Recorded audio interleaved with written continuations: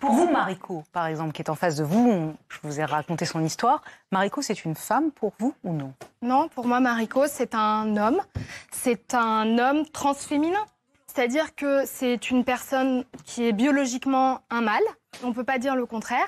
Sauf que cette personne a, effectivement, a des goûts, en fait, qui correspondent à ce qu'on appelle le genre femme. Pour moi, en fait, le genre est défini par des stéréotypes, malheureusement.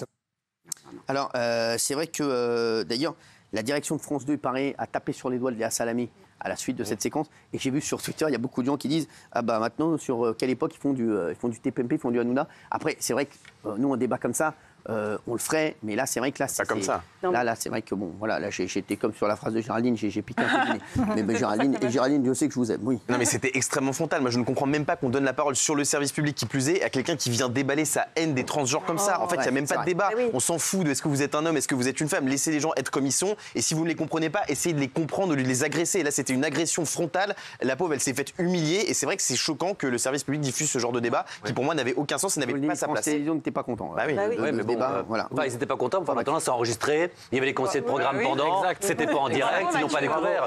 Ils l'ont pas découvert. Et là, effectivement, ça me choque sur le service public. C'est qu'encore une fois, un débat, ça a sa place. Mais là, c'était pas un débat. C'était une personne qui était faite de haine et qui nous déversait sa haine dans une émission enregistrée. Il n'y avait personne pour contredire. C'est-à-dire qu'ici, là, ici, c'est vrai qu'on nous dit souvent, vous invitez tout le monde.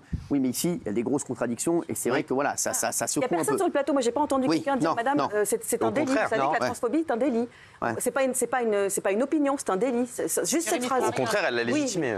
Voilà. Merci en tout cas d'avoir réagi. Oui, Gilles. La ministre chargée de l'égalité homme-femme a réagi, a dit que ça n'avait pas lieu d'être, que c'était inadmissible. Donc ça, c'est très bien. Ça prouve le mécontentement quand même, service public, gouvernement. Et effectivement, moi, je suis d'accord avec Guillaume, je n'ai pas compris cette séquence. Qui plus est enregistrée, donc il faut la couper. C'est inadmissible que ça passe. Ça ne doit pas être diffusé. C'est quand même facile de s'offusquer après. Mais je me demande toujours à quoi ça sert les conseillers de programme. Quoi? Les conseillers de programme, je me demande toujours à quoi ça sert. Enfin, pour que les gens comprennent, ce sont des gens qui sont les bras droits des directeurs de programme et qui viennent qui sont dans les coulisses et qui regardent l'émission. Nous, c'est très bien. Je suis un peu dur, mais ils sont là, ils regardent, ils bouffent des bonbons en régie. Pardon, non, mais sur C8, ils sont exceptionnels. Mais voilà, effectivement, je me demande toujours à quoi. Non, mais il y en a des très bons. Mais ils sont pas sur le service public. Après, moi, je suis pas d'accord avec Guillaume, on a le droit d'en parler à 1h du matin sur le service public.